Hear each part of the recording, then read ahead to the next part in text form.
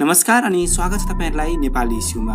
हामी आज सन् 1914 देखि सन् 1918 सम्म चलेको प्रथम विश्वयुद्धमा घटेका केही महत्त्वपूर्ण लडाईँका बारेमा चर्चा गर्नेछौँ। यो भिडियोमा हामी विशेष गरी 6 विशेष लडाईँ जुन प्रथम विश्वयुद्धमा भयो त्यसको बारेमा चर्चा गर्नेछौँ। सबैभन्दा सुरुमा आउँछ ब्याटल अफ ट्यानेनबर्ग। प्रथम विश्वयुद्धको पहिलो लडाईँको रूपमा लिइन्छ जुन अगस्त 26 देखि अगस्त 30 सम्म चल्यो 1914 को। यो लडाईँमा रसिया र जर्मनी बीच युद्ध भएको थियो। रसियाको तर्फबाट स्यामसोनोभ र रेनिनक्याम्पले नेतृत्व गरेका थिए भने जर्मनीको तर्फबाट पौल भन हिन्डेनबर्ग र इरिच भोन लुडेनडर्फ थिए अन्तिम समयमा। त्यसैगरी जर्मनीको 8औं आर्मीको 8औं उनीहरुको ग्रुपको पहिलो सेनाको कमान्डरको रूपमा चाहिँ भान फ्रान्सकोइस थिए। यो युद्धमा जर्मनीले ठुलो विजय हासिल गर्यो। रसियाको नराम्रोसँग पराजित भयो। रसियाको पहिलो घाँसमा नै ठुलो ढुङ्गा पर्यो भने जस्तै भयो रसियाका लागि। यो लडाईँमा झन्डै 95,000 भन्दा बढी रसियनहरूलाई बन्दी बनाइयो, कयौं मरे। त्यसैगरी यो सँगसँगै पछि म्यासुरियनको लडाईँ भयो र रसियाको जुन जर्मनीलाई रोक्ने, जर्मनीलाई आक्रमण गरेर जित्ने एउटा सुरुको उसको योजना थियो त्यो चाहिँ सुरुमै विफल भयो। त्यसकारण यो लडाईँलाई पनि महत्त्वपूर्ण लडाईँको रूपमा लिइन्छ। दोस्रो नम्बरमा आउँछ ब्याटल अफ म्यार्ने, अर्थात् म्यार्नेमा भएको पहिलो ब्याटल चाहिँ प्रमुख लडाईँहरूमध्ये पर्दछ, जहाँ चाहिँ गाडी, ट्याक्सी आदिको प्रयोग गरेर युद्ध भएको थियो। फ्रान्स र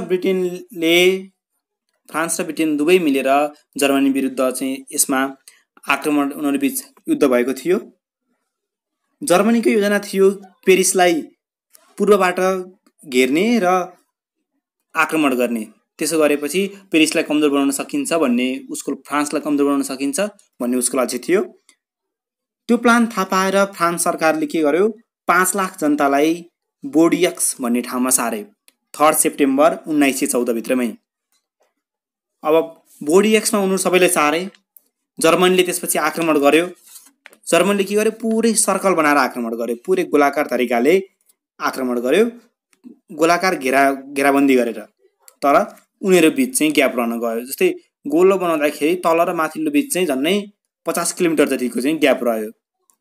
यही ग्यापमा फ्रान्स र बेलायतका सैनिक छिरेर युद्ध गरे र उनीहरू लडिरहेका थिए। एक समय यस्तो आइसकेको थियो फ्रान्सको 6औं आर्मी हारको नजिक पुगिसकेको थियो। तर उनीहरूले के गरे, पेरिसबाट चाहिँ ट्याक्सीमा अरू सैनिकहरू 6000 रिजर्भ सैनिकलाई चाहिँ ट्याक्सीमा ल्याएर युद्धमा खटाए र यति छिटो मोबिलाइज गरे, यति छिटो सेनालाई परिचालन गरे जसले गर्दाखेरि उनीहरूलाई युद्धमा फर्किन सजिलो भयो। त्यसपछि जब जर्मनीले अब त्यहाँ जितिने जस्तो भन्ने भयो, जर्मनका चिफ हेल्मुथ भोन मोल्टकेले त्यहाँबाट पछि हट्न भने र उनीहरू त्यहाँबाट पछि हटे, म्यार्नेबाट पछि हटे। अब फ्रान्स र बेलायत अगाडि बढ्न सके, म्यार्ने भन्ने ठाउँबाट चाहिँ उनीहरू अगाडि बढ्न सके। तर उनीहरूले अट्याक गर्न सक्थे, अलि अगाडि गएका भए जर्मनी पछि हटिरहेको जर्मनीलाई उनीहरूले भेटाएर आक्रमण गर्न सक्थे। त्यो गर्न सकेनन् किनकि उनीहरू थकित भइसकेका थिए। उनीहरूले धेरै हिँड्न पनि सकेनन्। दिनमा 12 माइलको दरले उनीहरूले हिँडे, सुरुको दिनमा 12 माइलको दरले हिँडे, जसले गर्दाखेरि जर्मनीको जति पनि सिपाहीहरू थिए एज्ने रिभरमा जम्मा हुन पाए र उनीहरू यसरी फर्स्ट ब्याटल अफ म्यार्ने सम्पन्न भयो। यो ब्याटलमा झन्नै फ्रान्सको 2,50,000 जति, जर्मनको त्यति नै 2,50,000 जति नै र बेलायतको 12,733 जना जतिको चाहिँ हाताहात भयो। अर्थात् घाइते हुने र मर्नेको संख्या चाहिँ यति रहन गयो। तेस्रो नम्बरमा छ ब्याटल अफ ग्यालिपोली, अर्थात् ग्यालिपोलीको लडाईँ। एलाइड पावरको लागि यो सबैभन्दा असफल आक्रमण रह्यो। जुन सामुद्रिक रुट हुन्छ, युरोप र रसिया बीच रहेको सामुद्रिक रुटलाई चाहिँ कन्ट्रोल गर्ने सपना थियो एलाइड पावरको, त्यो सपनामा नै रह्यो। फेब्रुअरी 1915 देखि जनवरी 1916 सम्म चलेको यो लडाईँ। ब्रिटिस र फ्रान्सले चाहिँ यसलाई टर्की अथवा ओटोमन एम्पायर भनिन्थ्यो, टर्कीमाथिको आक्रमण थियो। यो चाहिँ विशेष गरी यो जलसेना अर्थात् नौसेना पनि भनिन्छ र नेभी पनि भनिन्छ। ब्रिटिस र फ्रेन्चको नेभीले टर्कीको डार्डेनेल्स स्टेट्समा आक्रमण गरे। त्यो भनेको एउटा पोर्ट हो जहाँबाट चाहिँ पहाड सुरु हुन्छ, समुद्र र पहाड त्यहाँबाट छुट्टिने ठाउँलाई चाहिँ डार्डेनेल्स स्टेट भन्ने ठाउँ थियो। त्यहाँ उनीहरूले आक्रमण गरे। उनीहरूलाई टर्कीको भौगोलिकताको बारेमा थाहा थिएन, त्यहाँको हिमाल, त्यहाँको जुन पहाडहरू थियो ती बारेमा उनीहरू अनभिज्ञ थिए। जसले गर्दाखेरि उनीहरूले नराम्रो क्षति बिहोर्न पर्यो। एलाइड ग्रुपको पनि भयङ्कर क्षति भयो। ग्यालिपली लडाइँमा 1,87,959 जना एलाइड तर्फबाट घाइते र मारिने यति भए। त्यसै गरी टर्की ओटोमन एम्पायरबाट चाहिँ 1,61,828 जनाको आघात भयो, अर्थात् घाइते हुने र उनीहरू चाहिँ मर्ने मध्येको सङ्ख्या चाहिँ यति रह्यो। अर्को नम्बर, चौथो नम्बरमा रहेको छ ब्याटल अफ भेर्दुन, जुन चाहिँ प्रथम विश्वयुद्धकै सबैभन्दा लामो लडाइँ हो। 21 फेब्रुअरीदेखि लिएर डिसेम्बर 20, 1916 चलेको थियो यो लडाइँ। जब यो लडाइँ सुरु हुनुको मुख्य कारण के थियो भने जर्मनका जेनरल भोन फाल्केनह्यान्सको चाहिँ फ्रान्सलाई धेरैभन्दा धेरै आक्रमण गरेर जित्ने र उनीहरूको चाहिँ धेरै सङ्ख्यामा आघात गराउने, फ्रान्सलाई चाहिँ धेरै जनताको जीवन लिने उनीहरूको मनसाय थियो। यदि यसो गर्न सकेमा युद्धको सम्पूर्ण कुरा नै परिवर्तन हुन सक्थ्यो र आफू हावी हुन सक्थ्यो भन्ने चाहिँ जर्मनीको एउटा योजना थियो। जनरलले आफ्नो सेना अगाडि बढाए। उनीहरूले डाउमेन्ट भन्ने एउटा किल्ला, फोर्ट भन्छ, सामुद्रिक तट, त्यो पनि उनीहरूले कब्जामा लिए। त्यसै गरी भाउक्स पनि कब्जामा लिए, फोर्ट भाउक्स पनि।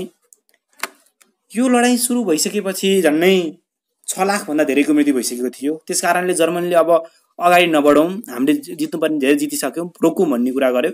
तर त्यहाँको जुन जेनरल थिए उनले मानेनन् र उनलाई हटाइयो र पछि चाहिँ जर्मनीलाई सुरक्षित ठाउँमा फर्काएर राखियो।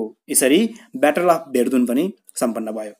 त्यसै गरी सामुद्रिक तटमा, समुद्रको बिचमा भएको सबैभन्दा मुख्य लडाइँ प्रथम विश्वयुद्धको ब्याटल अफ जुटल्यान्ड हो।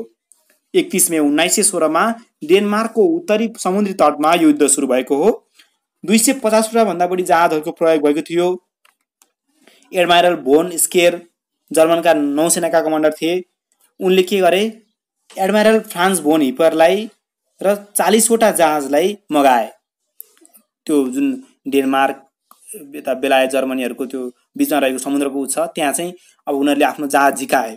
यो थाहा पाएपछि एडमाइरल जोन जेलोसी भन्नाले ब्रिटेनका उनी एडमाइरल थिए, नौसेनाका अर्थात् नेभी सेनाका। ब्रिटेनले आफ्नो ग्र्यान्ड फ्लिट समुद्रमा निकाल्न उनले आदेश दिए। त्यसपछि सुरुमा उनीहरू दुवै पछिको जहाज समुद्रमा आयो। सुरुमा शत्रु कहाँ छन् भनेर थाहा पाउनका निम्ति स्काउटिङ क्रुजरलाई पठाइयो। जब उनीहरू भेट भयो, दुवै पछिको स्काउटिङ क्रुजरहरूको भेट भयो, त्यसपछि गोली हानाहान भयो, उनीहरू बीच बम बारुदको वर्षा भयो। अनि केही समयपछि उनीहरू दुवै फर्किए, आफ्नो टोलीलाई चाहिँ नेतृत्व गरेर त्यो ठाउँसम्म लिएर उनका लिए। त्यही समयमा एडमाइरल डेभिड बिट्टी र उनको 52वटा जहाजका साथ एडमाइरल जेलोसीलाई फलो गर्न लाए। उनीहरूले डेभिड बिट्टी र 52वटा जहाज चाहिँ बेलायतको तर्फबाट आएको थियो, ब्रिटिसको चाहिँ। तर बाटोमै फ्रान्स भोन हिपर र उनको 40वटा जहाजसँग भेट भयो, जुन अगाडिको थियो जर्मनीबाट आइरहेको थियो, उनीहरूसँग भेट भयो। 15 किलोमिटरको दूरीमा नै आक्रमण सुरु गरे दुवै पक्षले। एउटा स्पष्टता थिएन त्यहाँ समुद्रमा, अलिकति त्यहाँको वातावरणले गर्दाखेरि राम्रोसँग उनीहरूको त्यो देख्न सक्दैनथे। त्यस कारणले पनि दुवै पक्षलाई गाह्रो भयो। विशेष गरी बेलायतलाई बढी गाह्रो भयो। जर्मनीको पक्षमा केही घाम लागेको थियो र उसलाई केही सजिलो भयो आक्रमण गर्नका निम्ति, र बेलायतको पक्षमा भने त्यो भएन। 5 पटक प्रहार भइसकेपछि ब्रिटिसको ब्याटल क्रुजर चाहिँ पानीमा डुब्यो, 1000 भन्दा धेरै मारिए। क्वीन मेरी पनि मरिन् यसैमा डुबेर।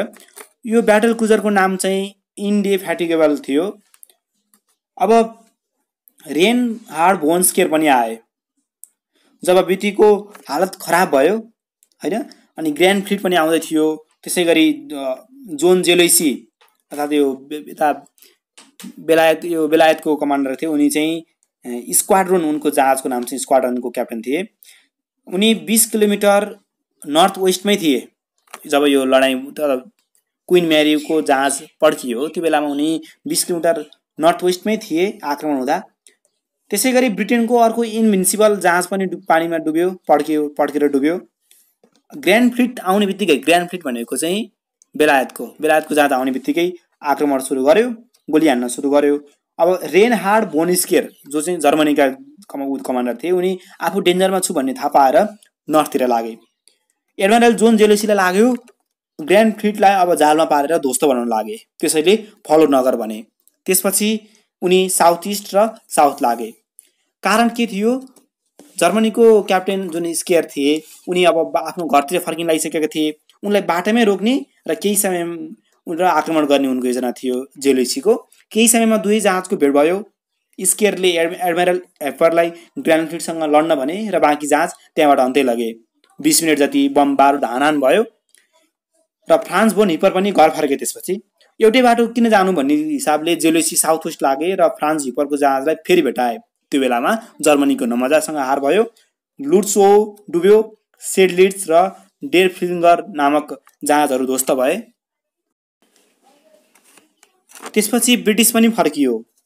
यो लडाईँमा ब्रिटिस नेभी तर्फको 3टा ब्याटल क्रुजर, 3टा क्रुजर, 8वटा डिस्ट्रोयर र 6100 भन्दा बढीको हताहत भयो। त्यसै गरी जर्मन नेभी तर्फको एउटा ब्याटलसिप, एउटा ब्याटल क्रुजर, 4 लाइट क्रुजर र 3टा डिस्ट्रोयर सहित 2550 जना जतिको हताहत भए। अर्थात् मर्ने र घाइते हुनेको संख्या चाहिँ त्यति रह्यो। यो लडाईँमा दुवै पक्षले आफूले जितेको घोषणा गरे, दाबी गरे, तर संख्याको आधारमा बेलायतको यो लडाईँमा हार भएको थियो। अर्को अन्तिम नम्बरको लडाईँमा लिएको छौँ हामीले ब्याटल अफ सोमे। जुलाई 1, 1916 मा सुरु भएको यो ब्याटल अफ सोमे सबैभन्दा धेरै रक्तपात मचिएको एक लडाईँ हो।